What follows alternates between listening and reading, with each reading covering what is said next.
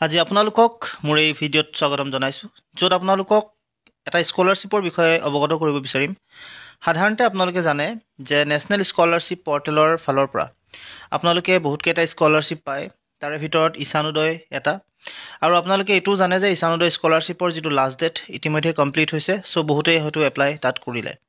এতিয়া নতুন যিটো স্কলাৰশ্বিপ সাধাৰণতে আছে আপোনালোকৰ কাৰণে, সেয়া হৈছে আপোনালোকৰ যিটো ষ্টেট স্কীমত যদি চাওঁ তেতিয়াহ'লে দেখিব OBC, SC আৰু ST যিসকল আছে তেওঁলোকৰ কাৰণে স্কলাৰশ্বিপ ইয়াত এতিয়ালৈকে লিংক অ'পেন হৈ আছে বা এতিয়ালৈকে আচলতে এইটো এপ্লাই কৰিব পাৰে আপোনালোকে। চ' ইয়াত এপ্লাই কৰিবৰ কাৰণে যিমানবিলাক সাধাৰণতে ছাত্ৰ ছাত্ৰী আছে বা যিসকল সাধাৰণতে ডিগ্ৰী পঢ়া হওক বা যিখিনি হাই ছেকেণ্ডেৰী পঢ়া হওক, এই সকলোবিলাক ছাত্ৰ ছাত্ৰীয়ে আচলতে এপ্লাই কৰিব পাৰে।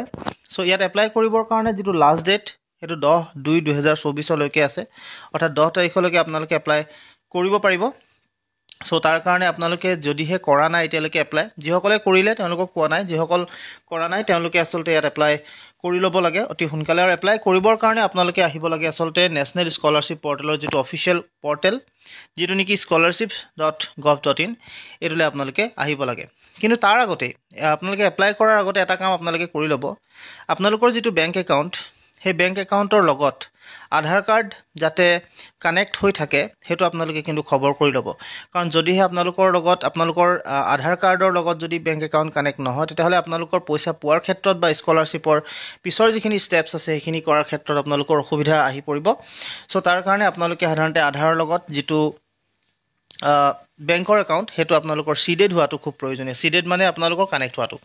চ' তাৰ কাৰণে আপোনালোকে বেংকলৈ গৈ তাত যিসকল অফিচাৰ্ছ আছে তেওঁলোকক আপোনালোকে ক'ব, নিশ্চয় আপোনালোকক হেল্প কৰিব সেইখিনি ক্ষেত্ৰত। আৰু তাৰপিছত আপোনালোকে ইয়াত এপ্লাই কৰিবলৈ চেষ্টা কৰিব, বা আপোনালোকে যদি এপ্লাই কৰিছেও তাৰ আগতে কিন্তু আপোনালোকে সেইখিনি কাম কৰি ল'ব।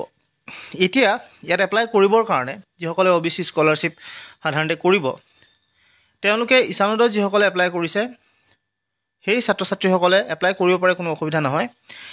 কিন্তু আপোনালোকে ইয়াত এপ্লাই কৰাৰ যিখিনি প্ৰচেছ সেইখিনি আপোনালোকে জনাটো খুব প্ৰয়োজনীয়।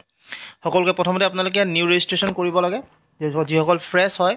চ' ফ্ৰেছ এপ্লিকেশ্যন যিটো পাৰ্ট আছে তাত আপোনালোকে ক্লিক কৰিব পাৰে। ক্লিক কৰাৰ পিছত আপোনালোকে আহি যাব ইয়াত যিটো পেজ, লগইনৰ পেজ, সেই পেজটোত আহিব। চ' ইয়াত লগইনৰ পেজটো যেতিয়া আহিব, যদি আপোনালোকে ইয়াত নতুনকৈ কৰিছে, আগতে কৰা নাই এপ্লাই, তেতিয়াহ'লে নিউ ষ্টুডেণ্ট ৰেজিষ্টাৰ হিয়াৰ যিটো পাৰ্ট আছে তাত ক্লিক কৰি ল'ব। ক্লিক কৰাৰ পিছত আপোনালোকৰ ওচৰত আহি যাব যিটো নিউ ৰেজিষ্ট্ৰেশ্যনৰ, অৰ্থাৎ আপোনালোকে ৰেজিষ্টাৰ কৰিবলৈ আপোনালোকক যিটো পেজ অ'পেন হ'ব আৰু তাত আপোনালোকে ৰেজিষ্টাৰ কৰিব লাগিব। চ' এই পেজটোত কিছুমান ইনষ্ট্ৰাকশ্যনছ দিয়া থাকে, আপোনালোকে সেইখিনি পঢ়ি ল'ব, কি কি কথা কোৱা হৈছে, কি কি নাই কোৱা। আপোনালোকৰ যিটো Aadhaar will be mandatory for registration on NSP, আপোনালোকৰ আধাৰ কাৰ্ডটো খুব প্ৰয়োজনীয়, গতিকে আপোনালোকে আধাৰ কাৰ্ড থাকিব লাগিব আৰু আধাৰ কাৰ্ডটো লিংক আপ হ'ব লাগিব বেংকৰ লগত।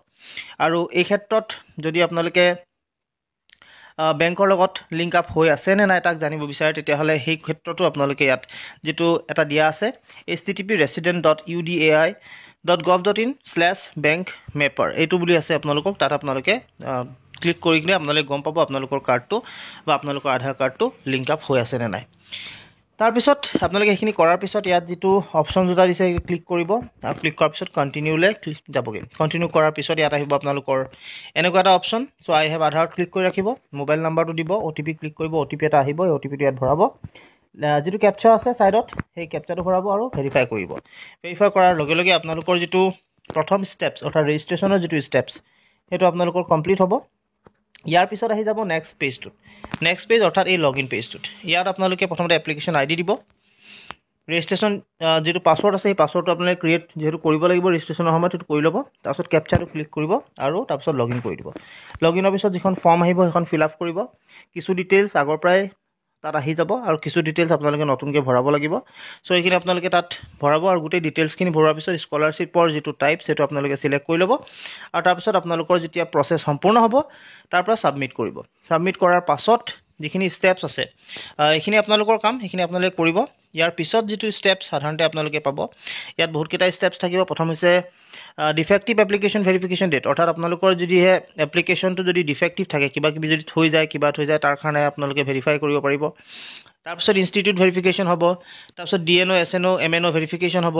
এইখিনি হোৱাৰ পিছত আপোনালোকৰ যিটো আপোনালোকে পাইছে নাই পোৱা সেইটো আপোনালোকে গম পাব লিষ্ট হিচাপে দিব বা আপোনালোকক আচলতে যিটো একাউণ্ট সেই একাউণ্টটোত আপোনালোকে পইচা পঠিয়াই দিব চ' এইখিনি ক্ষেত্ৰত আপোনালোকে কৰিব পাৰিব চ' যিসকলে OBC হওক SC হওক ST হওক তেওঁলোকে যদি এপ্লাই কৰিম বুলি ভাবিছে তেতিয়াহ'লে আপোনালোকে সোনকালে কৰি লওক যিহেতু লাষ্ট ডেট বৰ বেছি দিন নাই গতিকে আপোনালোকে এপ্লাই কৰি লওক কাৰণ খৰধৰ হ'ব পিছত চ' এইখিনি আপোনালোকক জনাবলগীয়া আছিল বহুতে সুধি আছিল গতিকে আপোনালোকক জনালোঁ আশা কৰিলোঁ ভিডিঅ'টো আপোনালোকে ভাল পালে যদি ভাল পালে তেন্তে প্লিজ লাইক শ্বেয়াৰ আৰু ছাবস্ক্ৰাইব কৰিবলৈ নাপাহৰিব লগতে কাষত থকা যিটো বেল আইকন সেইটো প্ৰেছ কৰি আজিলৈ ইমানেই ধন্যবাদ